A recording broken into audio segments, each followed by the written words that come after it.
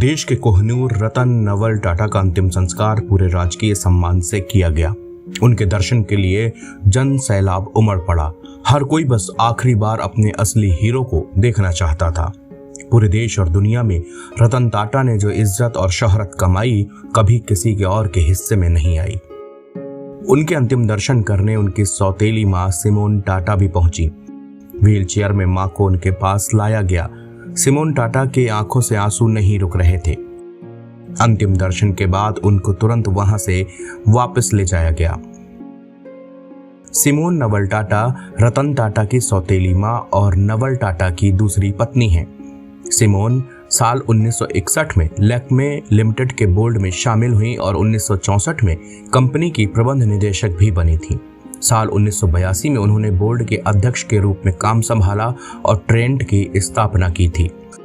टाटा परिवार के सदस्यों के बारे में आज भी लोगों को बहुत ज्यादा नहीं पता। इसका कारण यह है कि टाटा परिवार के लोग बहुत सादगी और कैमरे से दूर अपनी जिंदगी जीते हैं। रतन टाटा के छोटे भाई जिमी टाटा को ही देख लीजिए। जिमी टाटा मुंबई के कोलाबा में 2 BHK के फ्लैट में रहते हैं।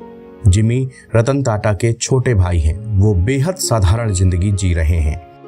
मीडिया रिपोर्ट्स के मुताबिक जिमी टाटा ने भी शादी नहीं की। उनके बारे में बहुत कम जानकारी ही मिलती है। सिमोन टाटा का जन्म स्विट्जरलैंड के जिनेवा शहर में हुआ। साल 1930 में जन्मी उन्होंने जिनेवा यूनिवर्सिटी से अपनी एजुकेशन हासिल की। साल 1953 में जब वो भारत आई तो यहाँ उनकी मुलाकात नेवल एच टाटा से हुई। 1955 में उनके मिलन ने भारत के साथ सिमोन के आजीवन जुड़ाव की शुरुआत की, क्योंकि उन्होंने मुंबई को अपना स्थायी घर बना लिया।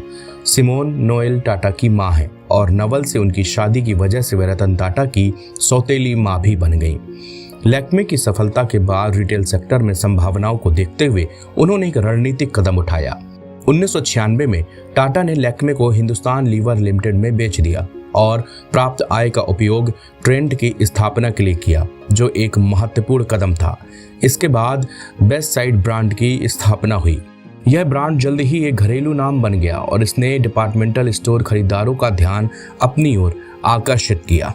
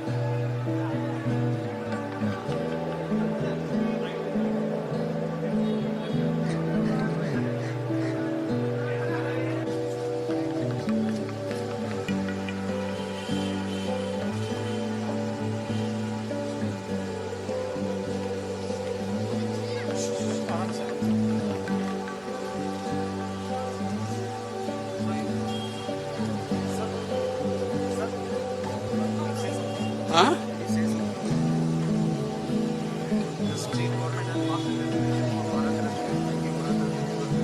I don't know what to say.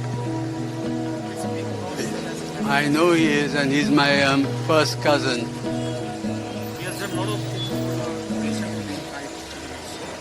I know.